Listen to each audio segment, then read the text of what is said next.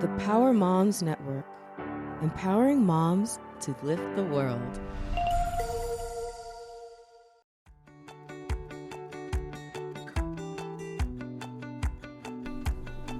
Welcome. I'm Riley Karsh. I'm Tova Kopan. We are thrilled to bring you the We Go Boldly podcast.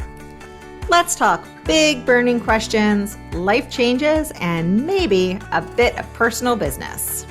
Let's be bold and brave together. Are you ready? I am. Here comes the show.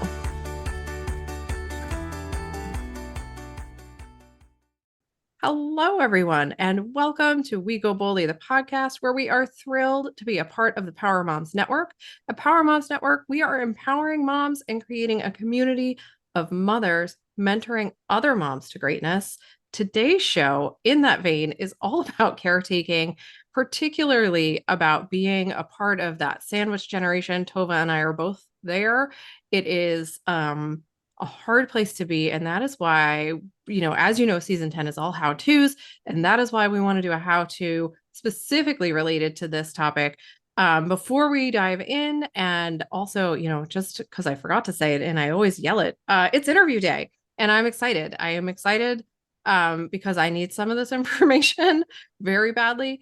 I will say it's timely. I'm going to say hello to Tova and welcome her to the show, of course, and ask her how she's doing. Before I let you answer that question, Tova, I'm just going to say, everybody, it has been an incredibly weird few weeks where a lot of people are getting ill and passing away, and a lot of things are going on in my life and also, Tova, for you. And so this whole thing seems like it's just more evidence to me that the universe aligns and brings you the information you need when you need it. So how are you today, Tova? What's your thoughts on all of that? Yes, whether you want to have this conversation or not, it's here. Yeah. It's time for you to have this conversation. You're going to talk about it. Yeah. Well, I don't know when people are listening to this. It'll be July, so it'll probably be hot then too. It is quite hot right now. I think that they call it a heat dome. I like how they make up words. Heat dome. It's hot.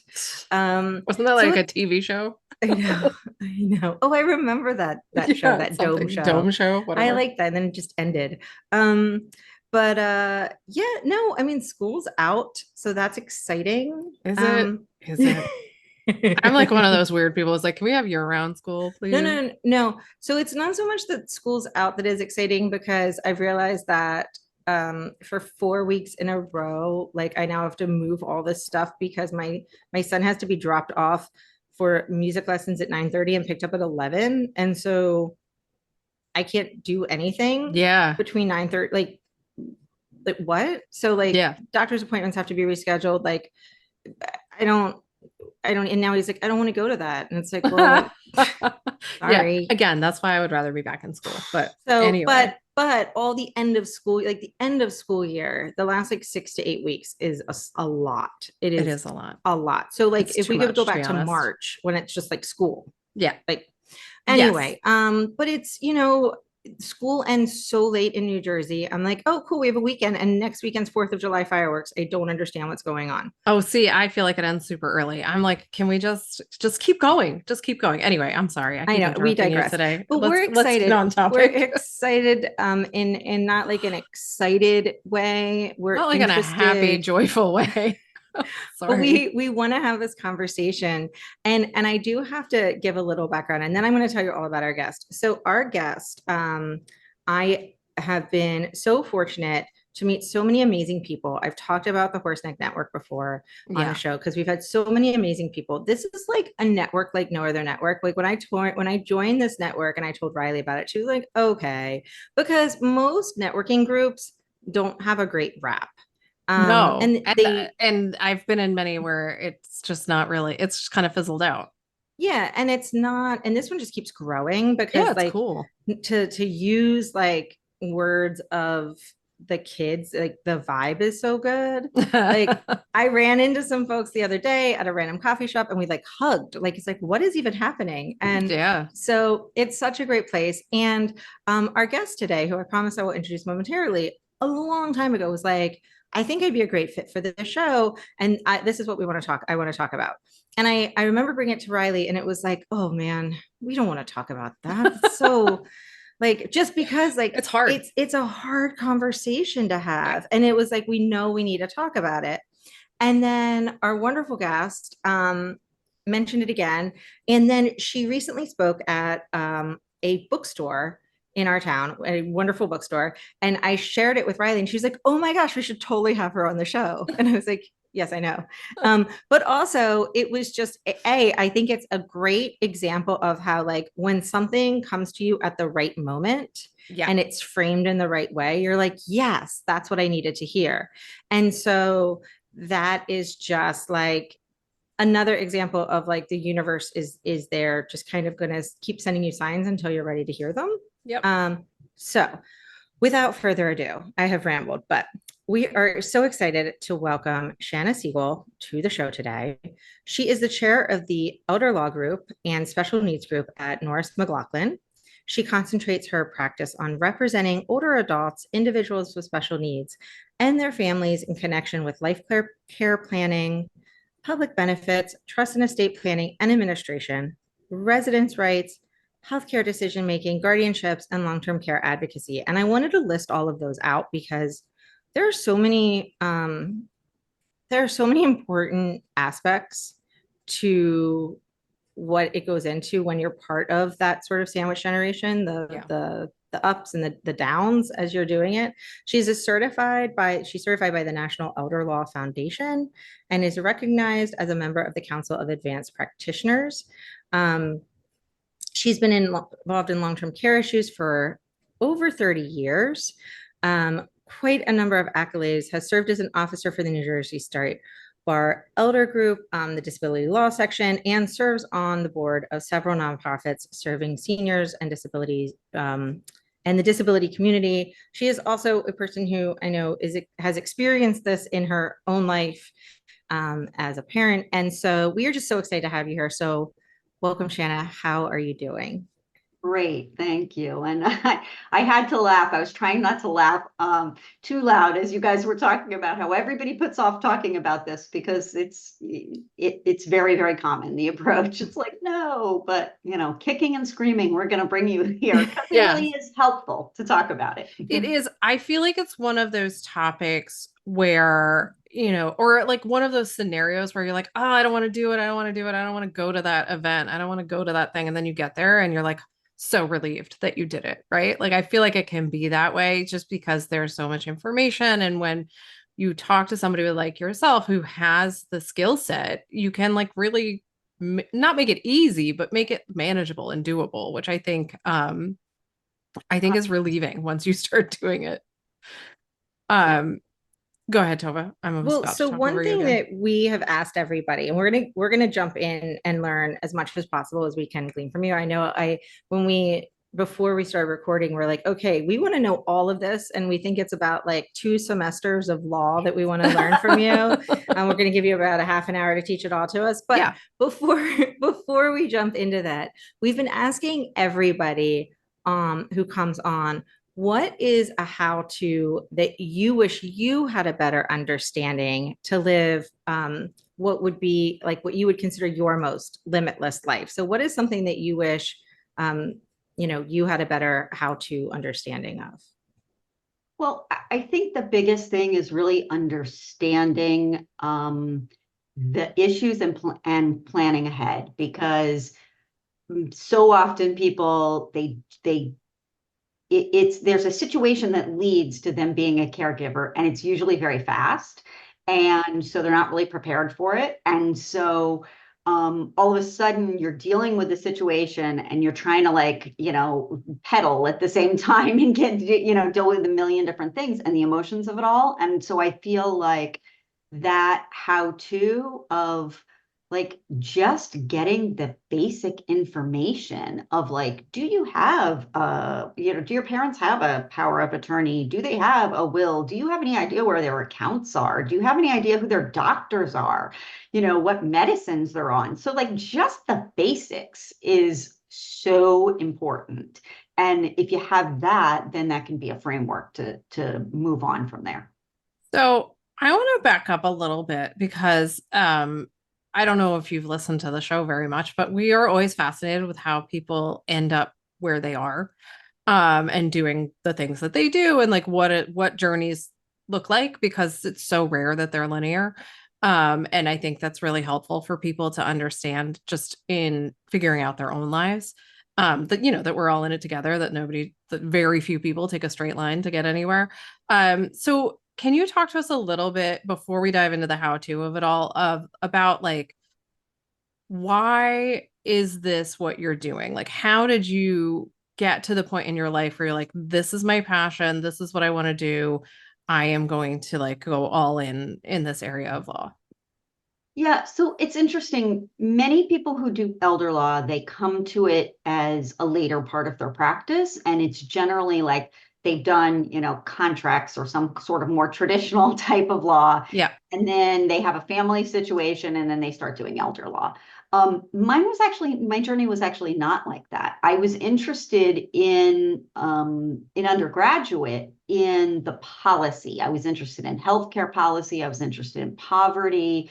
Really like, a public service mindset. And I worked on a documentary called Can't Afford to Grow Old.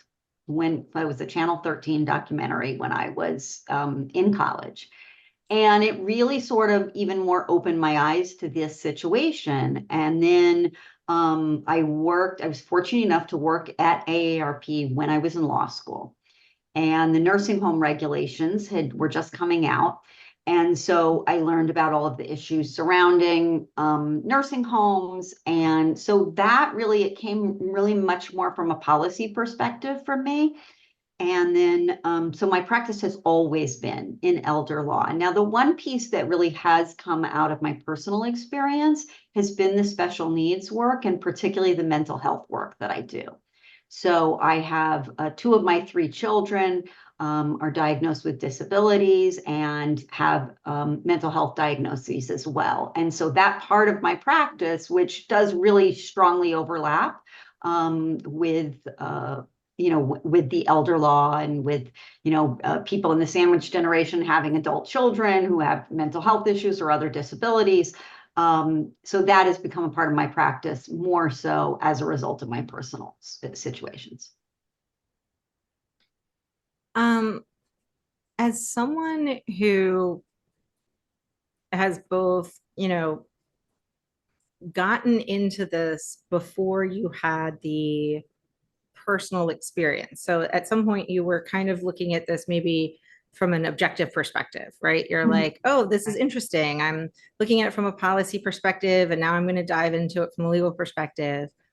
And then now, you've lived a life and you've been doing it for over 30 years and you brought in all of the personal perspective. And so I imagine you can empathize in a totally different way with your clients on the other side of the table.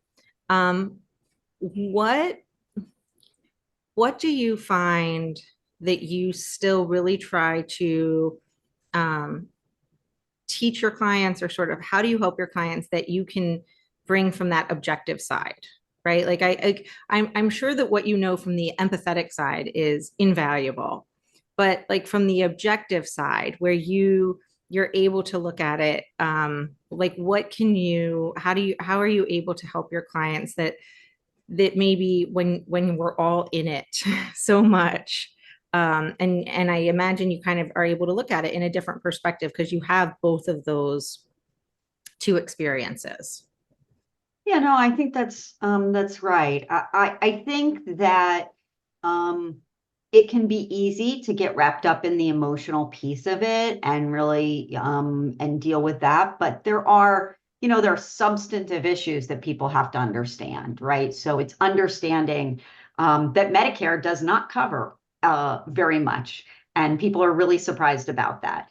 That Medicaid is one of the primary payers, and people are like, but Medicaid, that's for poor people. Well, you know what? It turns out that many people end up poor because long-term care is so expensive.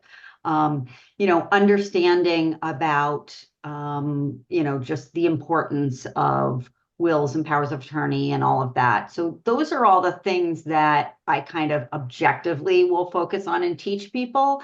And then many things just from my experience of working with clients for so many years. So, I have stories about people who have not done a will and how that has turned out, and people who have put all their money into a pay on death account and, how that can be problematic, and, failing to do beneficiary designations correctly. So all of those things are things that I can share with people just because I've been doing this a really long time. And so I've seen a lot of different situations.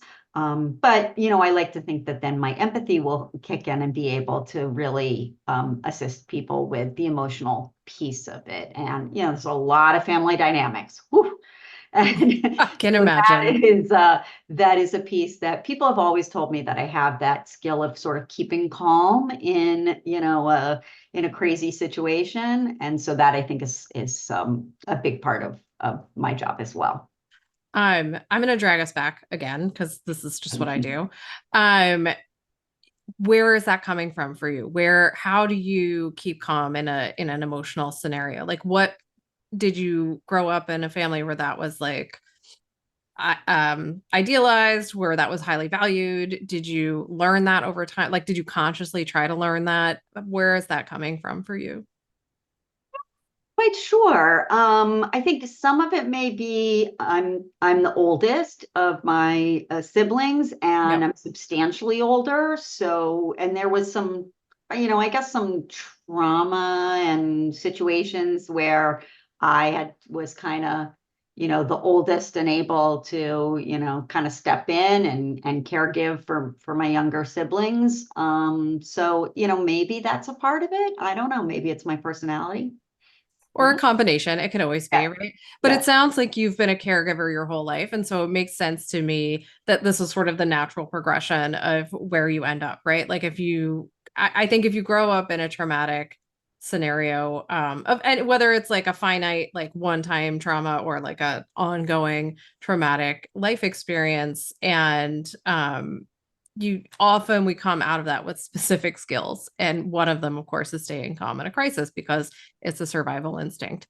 And so I find it fascinating to understand where people get their motivation from. And I also think it helps us to trust, right? Like, if we understand that you're coming from this position of, my whole life I've been a caregiver, I've learned how to do this, I'm prepared, it makes, when you're going to somebody in a vulnerable state, which anything we're talking about really requires vulnerability, then it's helpful to understand how to trust somebody, or even why you should trust somebody. Sure. At least from my perspective, from my own trauma.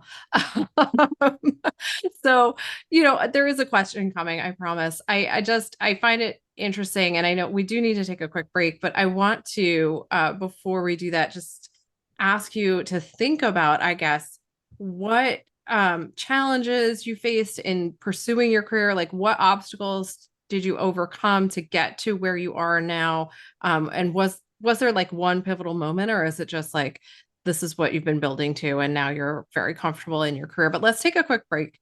And when we come back, you can answer that, or I'll restate it if you need me to. But we will be right back, everyone. Well, hey there, dream chaser. Are you ready to make the next 12 months of your life unforgettable? Introducing the Year of You, a groundbreaking new goal system group that's about to redefine the way we approach personal growth. Join us with a community of like-minded individuals committed to unlocking their full potential. With expert guidance, personalized strategies, kind-hearted accountability, and a supportive network, the Year of You is more than just a goal-setting group. It's a whole movement. Don't just dream about it, achieve it. Click in the link in our show notes, or go ahead and visit us at goboldlyinitiative.com/year of you to learn more today. Let's embark on a transformative journey together towards becoming the best versions we can be.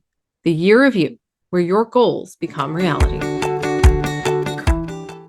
Okay, welcome back to the show. Before the break, I was asking, as I like to do, invasive personal questions. And I'm curious to understand if there was a pivotal moment in your life that led you to where you are, if this was like we were just talking about, like you just naturally gravitate to the caregiving side of life and obviously have an analytical mind because you're a lawyer. Like where talk to us about that journey. Talk to us about that story, what that looks like for you. So I think, again, I would, particularly on the special needs and mental health side of what I do. So there was a time when one of my children was not going to school. And we needed to go through a, find an alternate option. And we ended up going with a residential option. And, that was just so overwhelming in terms of like, what am I doing? How is this working? Trying to find a program, trying to figure out, payment issues and all of that. And I think that really led me to think about how do people navigate these issues and navigate this world, and that they need people to help them with it. Now, I was already practicing in this area, but I think that really led me to add a piece to my practice of having a social worker or now we have someone working with us who they just started, who is not a social worker, but works in social services. It's actually and provides resources for clients and really provides that emotional support for clients. She's a end of life doula, which is a whole discussion we can get into, but that's fantastic. Yeah, that's amazing. So I think just having that, again, that personal experience of like, oh my God, I don't have any idea what this world is really, I think, helped me relate to my clients in all the things that they're having to deal with. And, yeah. So continuing that a little bit, like your experience with what you went through with your children, having not experienced that, but having experienced some other things, whether it's with your parents or your children, there in many times in these situations, and even with a spouse, not everybody's on board, right, to do the same things. So when you have clients that come to you and maybe it's a parent and they need help navigating situations with their potentially adult kids who have mental health struggles, or you have spouses and my parents, my dad and my stepmom, or my mom and my stepdad, I guess they all have wills, but the advice I always gave them, especially after law school, was like, as you write your wills, assume that when you pass, like everybody's going to be in dire financial straits. Everybody's going to desperately need the money, and that we will not be getting along. Like that's how you need to write your will. You need to write it so it's incredibly clear, right? Like, so that, because that might be the case. Like one of us may have a child that needs the money for a surgery or something. And like, it has nothing to do with us not loving each other, but like your will needs to have no ambiguity. And so, when you have, complicated issues or, children who are helping their parents navigate things, and it's clear as you're sitting across the table from people that maybe there's not so much like competing interests, right? Like everybody wants the best interest of this person, but maybe what the best interest is not, they don't all agree on what the best interest is. How do you help them navigate that, recognizing that you probably have been in that position yourself? Sure. I think there's a lot of family dynamics, and one of the reasons that I brought a social worker in is to help with that family dynamic piece. But I think letting everybody be heard, understanding what each person's perspective is, Just having that sit down in that family meeting before there's a crisis is so important, because most of the time that's not how it happens, right? Most of the time it's not until everybody's at each other's throat and litigation has already been filed or is about to be filed that like these issues get fleshed out. The wonderful thing is if people actually do kind of think of it proactively and deal with the conflicts or potential conflicts early. And, I do encourage people, because it is one of the reasons that people will hold off, is that they don't want to face these things. They know that there's a potential issue out there and they don't want to deal with it. So instead they just don't do anything. So, I really encourage people when I'm out, providing education that that never works. You have to deal with those difficult issues ahead of time and get in front of them and be as clear as possible as to what the parent wants. And that's the best way to try, and then drafting to reflect that and to try and, address any of those potential issues. So I think that's really the most important thing. But then, when everybody is there, actually getting everybody to sit down and talk it through and understanding everybody's different perspectives. And as you said, which often isn't said, is everybody wants what's best. They just may be some disagreements as to what that is. But even getting people to agree that everybody wants what's best is a huge first step, because often that's not where they come in. Yeah, that makes a lot of sense. Let's begin first steps. Let's talk about that a little bit. From the other side, like from the perspective of an individual out there going, all right, I'm listening to this podcast. I guess I have to start thinking about this. I haven't really done anything. Maybe I don't even have a will. Maybe I have a will, but I haven't updated it in a long time, whatever. What do you think is step one of the process? Like what is the first thing that somebody should do if they're hearing this and they're overwhelmed and they're like, oh my God, I don't know what to do. Like what should they do first, other than calling you, of course?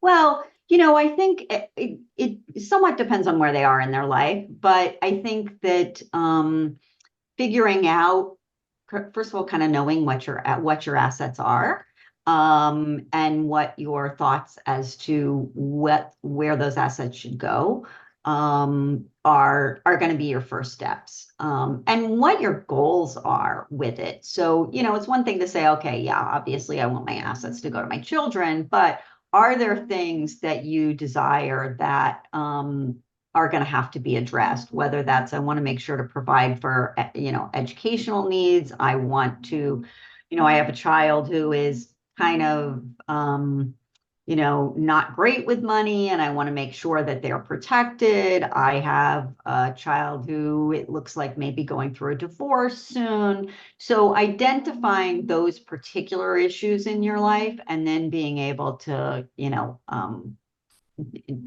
share those with the attorney that you're going to be working with. So I think that's kind of the most important piece. If we're talking about being the adult child and you're trying to get your, your parents motivated, it's really about helping them understand what benefit it's going to be to you for them to do their estate planning. Because a lot of times they don't think of it that way, so they may be hesitant, but they don't understand what a difficult position they're putting you as the adult child in. And I find that when you can share some of that can really be motivating for them as to, oh yeah, I guess I really do have to do this, even if it's hard. So give us some examples, just in case somebody's listening to this and they want to get off the podcast and they want to go and they want to have that conversation with their parents. Like, what happens when somebody does put their child into that situation of like not having a will, or like what are some of these like bad scenarios that can happen where you've seen it, where people have been kind of left hanging after something's happened? Like what is a good story that someone can leave, not, like go back to their parents and say, hey, this is what you're doing to us and your grandkids, by not taking some initiative here and just calling your lawyer and getting this taken care of now. Right, right. Well, a lot of it's actually before the will, right? So, Okay. you're dealing with issues of incapacity. So, I'll give you a good story. So I had a situation where I got involved after the person became incapacitated. And this was a very independent older woman. She was like 95 when she passed away. And she didn't have children. She refused to put her nieces and nephews on her accounts or to give them power of attorney. She didn't want to bother them, she said, and she didn't want them interfering in her life. So she started showing signs that, there were things going on. She was forgetful. They were afraid that there was elder exploitation going on. They tried to get involved and they needed to bring a guardianship because there was no power of attorney, which is the first thing. If you don't have a power of attorney, then you're going to end up with a guardianship, which is going to take much longer and it's going to cost more money and it just can, become very difficult. They started to bring the guardianship and then she died. And they uncovered that her financial advisor had taken $1 million. And they had to then try and recover those funds. So she had simply done a power of attorney or even sent a second set of statements to them, bank statements, right, they would have uncovered that happened, So, I have another case where an uncle put his nephew on his bank account. He thought that was sufficient. But there were certain accounts that didn't, and certain things like his car that didn't have, because you can't, at least at that time, you couldn't do a pay on death for your car. You can now actually, but you couldn't a few months ago. And so he hadn't done a will. He figured, I don't have much money. I don't need this. And besides, I put my nephew on my bank account.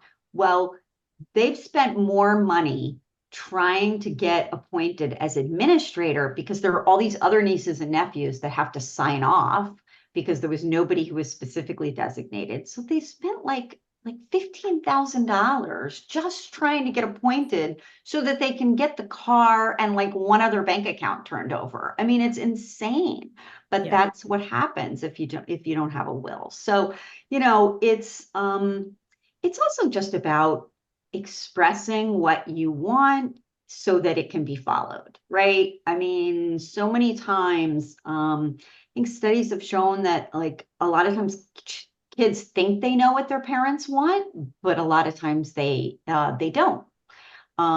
They get it wrong just with regard to like end of life decisions. I think I read one study that 40% of people who receive CPR and life-sustaining treatment that they did not want it. And their kids just assumed or weren't able to make that decision. So really having those conversations ahead of time is, so important to make sure that your wishes are followed, and it really also, again, is a gift to the kid because those are super hard things to deal with. And if you don't know, if you feel like you're making the decision, but if you have a very clear document or you've had very clear discussions, then that gives you a sense of easing that guilt that, no, I know that I'm doing this because this is what my mom or dad wanted. It can really help. Yeah, I think that's such an important point because I know having watched my parents go through this with their parents and now some aunts and uncles and things like that, there is so much emotion involved in those critical moments where like life-saving decisions need to be made or end of life decisions need to be made before, as you say, before you even get to like being an executor on a will, like dealing with, does this person want a DNR? Do they want, like, what do they want to have happen at that critical moment and you have to make a decision, and it can be devastating, like long term, for the person who has to make the decision if they don't have a clear directive, right? Like, Right. because I don't want to make that decision for my parents. I want them to tell me what they want and then I'll do it. Like, that's fine. I mean, it'll be obviously it's still hard, but at least at that point, like you're saying, you can sort of like put aside the guilt and go, well, this is what they asked me to do. I'm following their wishes. It is super hard. I, however, know it's the right thing to do. In talking about like what to do, let's flip that around and like, what do you think, other than not doing anything, right? What are some of the mistakes you've seen people make in planning in that process? Yeah. So I think that understanding how a will and beneficiary designations work together, and how kind of that pay on death accounts, how they all work together, is really important, because a lot of times people don't realize that if you have a beneficiary designation, then that trumps the will. And so I've had situations where, people want their assets to go evenly amongst their kids, but then maybe they had a joint account, which was like for convenience, and Sure. they had one child's name on that account because that was the child who lived locally. But then it turns out that then there's a big fight about, were those funds supposed to at death go to that one kid, or was it supposed to be then split amongst all the others? Right. So just understanding that scenario. I had another situation where a person did a pay on death account, and the person who was the beneficiary, who was kind of like more on the outskirts of the family, took those funds upon death, and they were allowed to do that. It was a pay on death account, but there was inheritance tax owed for that gift. And now the question is, okay, who pays that tax? The estate now, which is, the money that's going to everybody else, versus trying to then track down that person who took their gift and they're not paying the tax on it. So, just understanding those nuances, I think is a really, a big thing. I mean, the other thing that I see is in the long-term care setting, not understanding how things work in long-term care. So I'll give you an example. Your family member, they fall, they break their hip, they go into rehab, and, you're handed a contract and you're signing it for your mom because, whatever, she's, you're trying to get her into the facility. And you sign it as power of attorney. Well, a lot of those contracts have things that are going to hold you personally liable.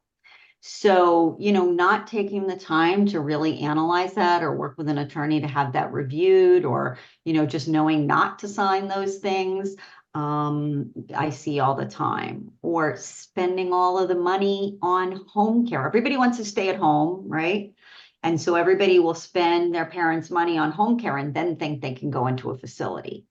You can't. You have to reserve some money to be able to pay for a facility for a period of time, because most of them have a private pay window that they want at least 2 years of private pay. So there's a lot of like things that, how would anyone know that?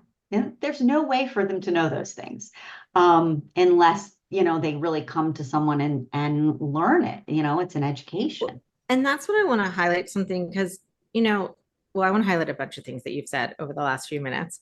I think we have to take one more quick break though. So before I forget, so let's take one more quick break, and then I want to come back and highlight a couple of things and ask a few more questions. So we're going to take a quick break and we will be right back. Hey there, Pod family. Have you ever wished you could stay in the loop with a little slice of transformation and inspiration delivered straight to your inbox? Well, you're in luck, because now you can. Introducing our fantastic newsletter, your VIP pass to all things exciting and informative. Join our community of growth-minded souls. Get the hottest topics delivered right to your inbox. It's quick, easy, and totally free. Just head over to our website at goboldlyinitiative.com and sign up for our newsletter today. Don't miss out on the next big thing. Stay connected with us. Subscribe now and get ready for some big, bold love. Okay, welcome back. So I do want to highlight a couple of things you said. And one thing I think is really important is people do not need to learn this all on their own. I think one thing when we hear you talk about it, it's like, okay, I'm going to have to go to the bookstore. And I mean, which it's great if you want to go to your local bookstore and buy some books. We love when you do that and support your local bookseller, but you can go to an expert. Like you can go to a lawyer that you trust. You can go to a financial advisor or one of each and have them work together. Like you have spent over 30 years of your life learning this and continuing education, and you know that they just changed the law about the car and the payoff after death, and like people are experts in other things in their lives. They do not have to be an expert in this, and they should not be expected, and unfortunately they probably will end up being an expert in some of these things as they go through it. But like they don't need to put that burden on themselves before they can make these decisions. They can come and meet with you or meet with another lawyer and meet with somebody who can help walk them through this process. Because I think that like, as they hear you talk, like it gets so overwhelming.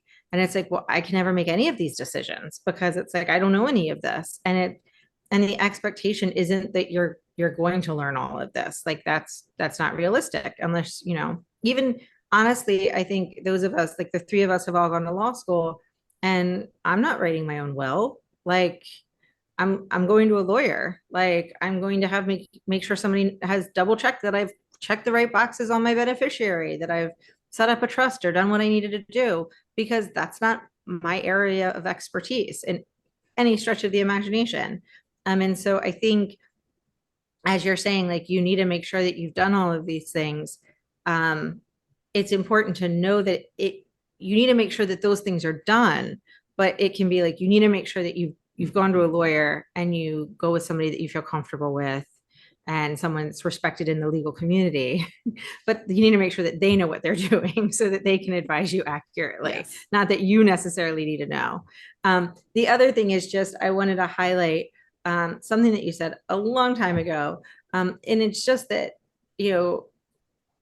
I think that sometimes, as you had mentioned that there was the woman who didn't want to be a burden on her nieces and nephews. But you also said that like, it is such a gift for a parent or an aunt or uncle to take the time to do this correctly. It is a gift for their children.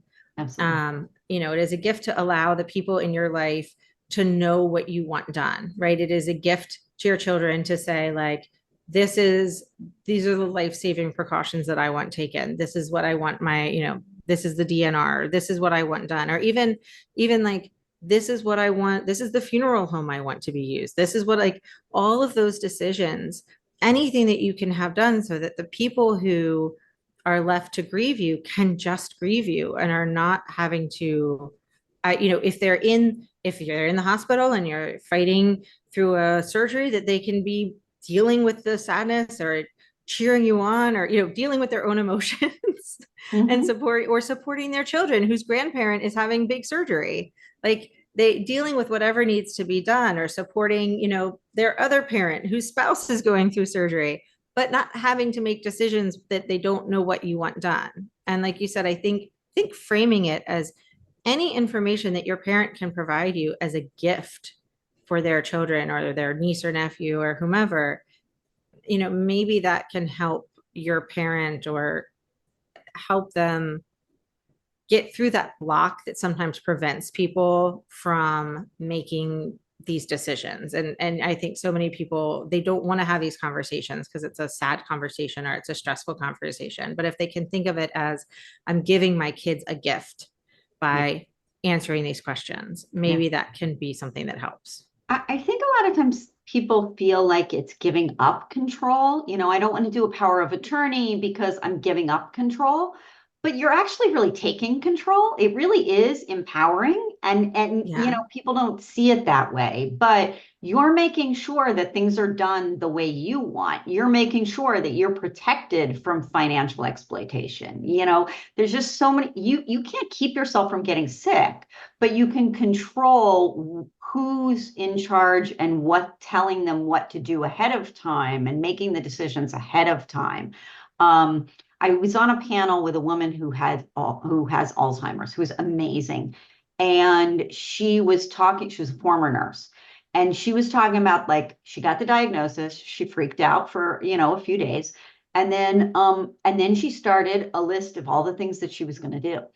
And once she got like all the like details, all the legal stuff and, the related stuff, all the planning out of the way, then she could start turning to like, okay, now I want to take a trip. I want to do this. I want to, so she could relax and be able to enjoy the time that she did have, Yeah.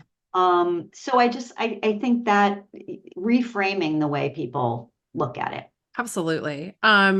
We have to wrap up in a minute, but I want to ask one more question, Tova. I don't know if you have any more questions, No.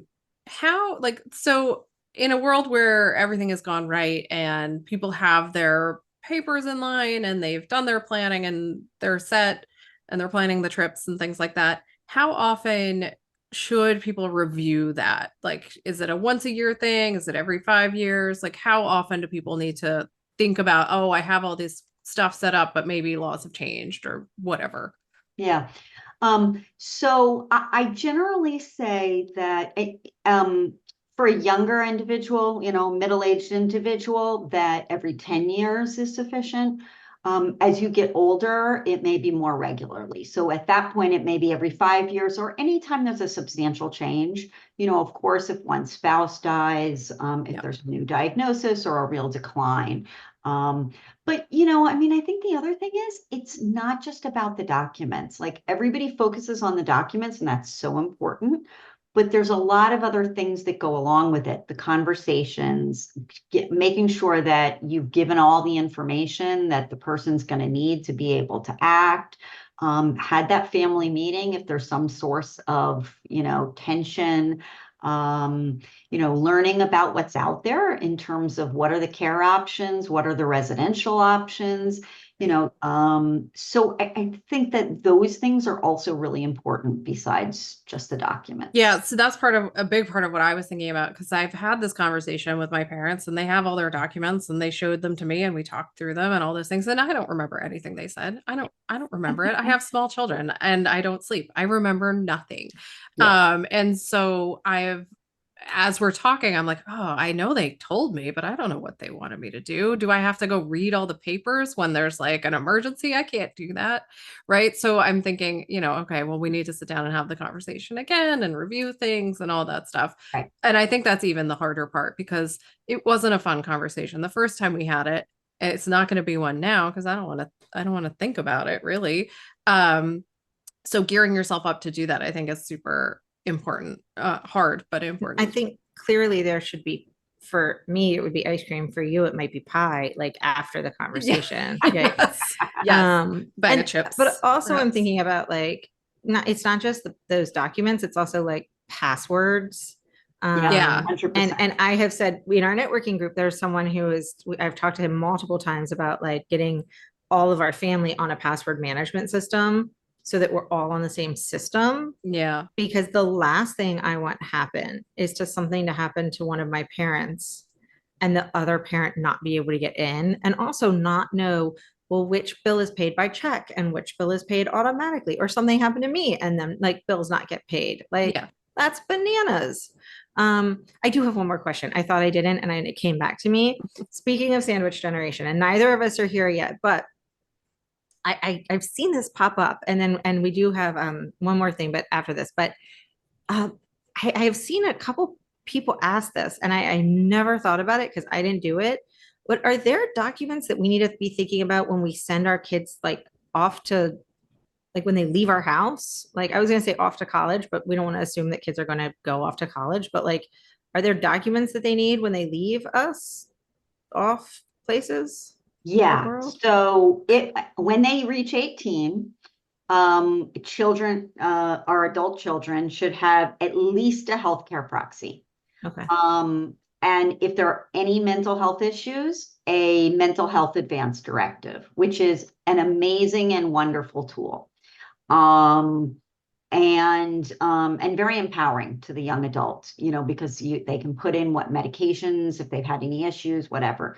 And then there is a form that the schools have about access to, the college information. So if your child is comfortable filling that out, I can't think of the name right now. And then a power of attorney is useful.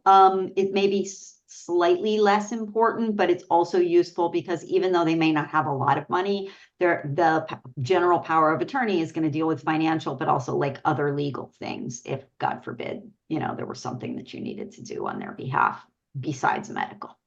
Right. Okay. No, that's because, like I said, I've seen it pop up and I'm like, oh yeah, I really want to ask this question. It's like the ultimate sandwich question here. Like, Yeah. Yes, we need it more is. documents. But I mean, there's about 800 more questions to ask, but that will require, 2 semesters of full estate planning courses. But I will turn it over to you, Riley, for some quick response questions. Yeah, so this is a slightly heavy topic, and we're going to wrap it up in a not heavy way. What we do at the end of every interview is we ask these quick response questions. They're light and fluffy and meant for people to sort of get to know you a little better and to end on a fun note. As you may or may not have noticed, we often have conversations that are hard here on the show, and this is one of our ways. It's like a palate cleanser for us. So I'm going to ask you 5 questions. You answer whatever comes to the top of your mind, and I will not be allowed to ask follow-up questions, which is a real bummer. So if you are ready, here we go. Question number 1. What do you do when you first get up in the morning? Go exercise. Good. Okay. Number 2. What is your favorite movie? Princess Bride. Ooh, good one. I love that movie. Number 3. What is in your purse? Nothing exciting. The average stuff. Mine is made up of receipts right now. Number 4. Who was your teen heartthrob or crush? Ooh, who was my teen heartthrob or crush? What's the guy? Judd Nelson, Breakfast Club? Oh, yes. Anyway, last one. What is the best piece of advice you have received? Don't sweat the small stuff. For sure. Well, thank you so much for being on the show. This was a fascinating conversation. I have a bajillion more questions you might be hearing from me. And speaking of, where can people find you if they're here in New Jersey and they want to reach out to you, or otherwise, I don't know where else you're barred. But how can they find you? So my email address is probably the best way, Siegel. So that's SSIEGEL at norris-law.com. The law firm is Norris McLaughlin, and we have an elder law group website, norriselderlaw.com. Great. All right. We will be sure to share all of that in the show notes for you guys and on our social so you can find it. If you need to reach out for any reason, you should do so. Again, really very what's the word I want? Enlightening conversation. So many words you use that I'm like, I'm gonna have to Google that and think about it. And what are those things and stuff to do. So this was a really, really helpful conversation. And we appreciate you taking the time out to be with us today. I really appreciate you framing everything as empowering. Yeah. Like you really frame like all of these steps of the process as something that you can do to empower yourself, empower the people around you to make decisions. Like it's just, I mean, it's the way you look at everything, but it's a different way to talk about it and to think about it when you're doing it. So it's certainly a different way I'll think about it. And hopefully people who are listening can think about it in a different way as well. Great. Thank you. Thanks for having me. Well, we will be back next week, everyone, with another episode of season 10. And until then, please, get your papers in line, have the hard conversations, and let us know how it goes. We will see you all very soon. Thanks so much for listening to We Go Boldly podcast. We know you're busy and we love spending time with you. If you enjoyed this week's episode, let us know. Head to Apple Podcasts right now to rate and review our show. While you're there, be sure to click that subscribe button. Want more us time? Follow us on all the socials at Go Boldly Together. Want even more us time? As in all the coaching pizzazz. Find us at goboldlyinitiative.com for all the info. We will be back with more excitement, research, and deep thoughts next week. Until then, keep on being the bold, brave, amazing people we know you already are.